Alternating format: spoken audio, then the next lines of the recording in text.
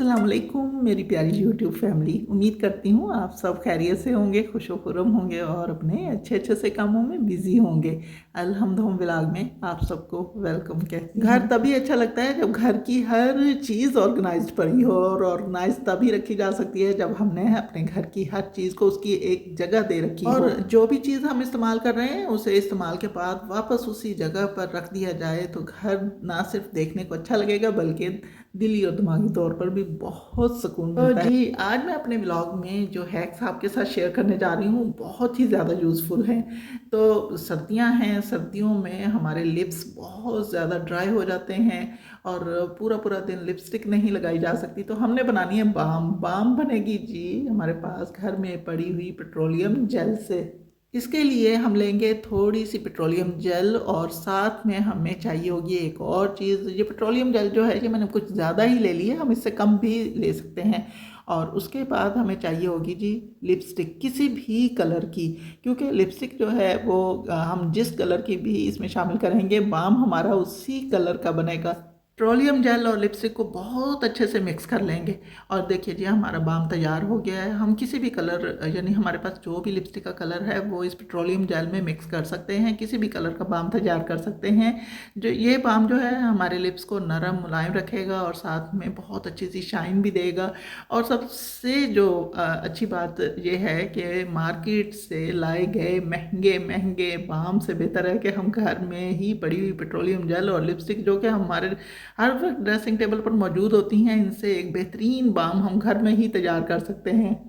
बस ये इस बाम को अब हम महफूज करके रख लेंगे और जब चाहेंगे इस्तेमाल कर सकते हैं। इसके बाद बारी आती है बैंगल्स की। तो बैंगल्स जो हैं ये हर घर में ही मौजूद होती हैं। पहनने के बाद इन्हें जब हम बेकार करके रख देते हैं तो इनकी बेचारियों की कोई कदर नहीं रहती, लेकिन देखिए किस कदर खूबसूरत हैं। लेकिन आज हम इनकी बहुत ही अच्छी कदर करने वाले हैं, यानी कि एक बहुत ही अच्छा हैक इससे शेयर करने वाली हूँ। और एक नहीं 2 से 3 हैक्स शेयर होंगे बैंगल्स के साथ। तो बैंगल्स को हम सबसे पहले जो मैं आपके साथ हैक शेयर कर रही हूँ कि इस तरह से हम अपने घर में पड़े हुए जगह जगह पर जो हमारे बाल पॉइंट या फिर मार्कर्स वगैरह होते हैं उनको एक जगह पर ऑर्गेनाइज कर सकते हैं। दूसरा हैक शेयर करूँगी वो है जी मेरे एक कंगन के साथ। तो इसके साथ हम इस तरह से क्लिप लगाएंगे और इस क्लिप के साथ हम अपने किचन टॉवल को या फिर किसी भी चीज़ को इसके साथ हम कैरी करके और कहीं भी हैंग कर सकते हैं। और ये देखिए हमारा एक बहुत ही अच्छा ऑर्गेनाइज़र तैयार हो गया है। अब इस ऑर्गेनाइज़र की और भी ज़्यादा खूबसूरती बढ़ गई इस बैंगल को यूज़ करते हुए। इसके बाद जी हम कंगन के साथ एक और बहुत ही अच्छा और यूज़फुल मतलब इससे हम वर्क ले सकते हैं और वो होते हैं हमारे स्टॉलर्स या फिर दुपट्टे या फिर हमारी छोटी छोटी शॉल्स जो कि अलमारियों में या तो तय लगा के रखी हुई होती हैं, बार बार उनको मतलब उठाना रखना इस तरीके से उनकी सारी प्रेस भी ख़राब हो जाती है और बाज़ औक़ात तो मिलती भी नहीं। तो अगर इस तरीके से ऑर्गेनाइज़ करके अपनी अलमारी में अपने स्टॉलर्स वगैरह को हैंग कर दिया जाए तो एक तो हमें ये बहुत अच्छी हालत में मिलेंगे, दूसरा यहाँ पर बहुत अच्छे से ऑर्गेनाइज्ड भी रहेंगे। तो अब जो मैं हैक आपके साथ शेयर करने जा रही हूँ, इस हैक की ज़रूरत हर घर में पड़ती है और वो होती है जी जर्सियों या स्वेटर्स के ऊपर या हमारी शॉल्स के ऊपर जो बूर आ जाती है उसको किस तरह से रिमूव किया जा सकता है। इस पर मैंने पहले भी वीडियो अपलोड कर रखी है, लेकिन इसके बारे में बहुत सारी वीडियोस सामने आई हुई हैं कि हम किस तरह से इसकी सारी बूर को रिमूव कर सकते हैं। तो इनमें से जो सबसे यूनिक और सबसे अच्छा तरीका मैं आपके साथ आज शेयर करने जा रही हूँ, यकीनन ये ट्रिक आपको पसंद आएगा और आप इससे फ़ायदा उठाएंगे। तो हमें चाहिए होगा जी एक छोटा कॉम्ब और साथ में इस तरह से कोई कैचर, हम कोई क्लिप वगैरह भी ले सकते हैं। और ये कैचर जो है इसकी ग्रिप अच्छी होनी चाहिए और साथ में हमें चाहिए होगा जी एक ब्लेड बहुत ही एहतियात से, लेकिन ये बहुत ही काम करके दिखाएगा। और ये देखिए हमने कॉम्ब के ऊपर इसे इस तरह से सेट कर लेना है और बस इसके ऊपर हम लगा लेंगे जी कैचर। प्लेट को हमने कॉम्ब पर कुछ इस तरह से सेट करना है कि बस थोड़ा सा ये कॉम्ब के सिरे से नीचे होना चाहिए और ये देखिए इसके ऊपर हमने इस तरह से स्केचर को फिक्स कर लेना है।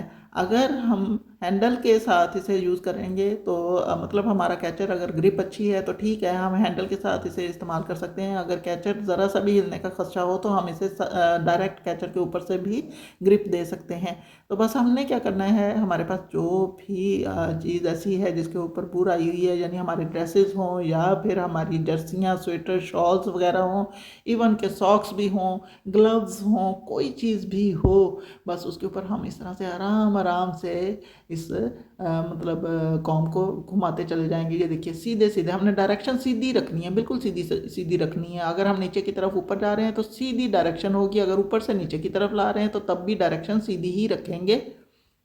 बुर को रिमूव करने का ये तरीका बहुत ही यूज़फुल है, मुझे तो बहुत पसंद आया है। तो इस स्वेटर के ऊपर कुछ ज़्यादा बुर नहीं थी, बस बहुत ही थोड़ी सी बुर थी जो ये खींच लाया, और अगर ज़्यादा बुर होती तो वो साथ में ही आ जाती। तो उसके बाद जो हैक मैं शेयर करने जा रही हूँ ये उन ख़वातीन के लिए है जो बैंगल्स या कंगन वगैरह तो पहन लेती हैं, लेकिन उतरते हुए उन को बहुत ज़्यादा प्रॉब्लम्स होती हैं, यानी बाज़ औक़ात तो इन बैंगल्स को उतारते उतारते हमारे हाथ तक ज़ख्मी हो जाते हैं। जी, इसको उतारने का एक बहुत ही आसान सा तरीका है कि हमने एक सॉक्स लेनी है और जी उसे अपने हाथ पर इस तरह से चढ़ा लेना है और बैंगल के नीचे से गुजारते हुए बैंगल के ऊपर से हमने इसे फोल्ड कर लेना है और इस तरह से खींचते हुए अपने हाथ पर से ले आएंगे और बैंगल बहुत आसानी से हमारे हाथ से उतर कर बाहर आ जाएगी। और ये तरीका जो है बहुत ही आसान तरीका है, जितनी मर्ज़ी बैंगल्स पहन लें। मैं पहले बैंगल्स को पहनते हुए बहुत ज़्यादा डरती थी कि जब मैं पहनती हूँ तो उतरती नहीं है, अक्सर मैं पहनती ही नहीं थी। और जब से मुझे इस तरीके का पता चला है तो अब मैंने कंगन बैंगल्स वगैरह पहनने स्टार्ट कर दिए।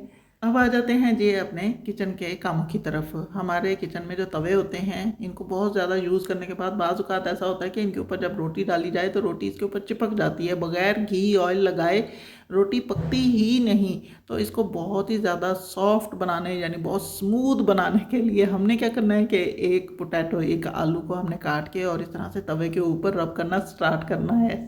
तवे के नीचे मैंने बहुत ही लाइट सा फ्लेम ऑन कर रखा है। बस थोड़ी देर के बाद हम इसे तवे को वॉश करेंगे और इसके ऊपर रोटी पकाएंगे।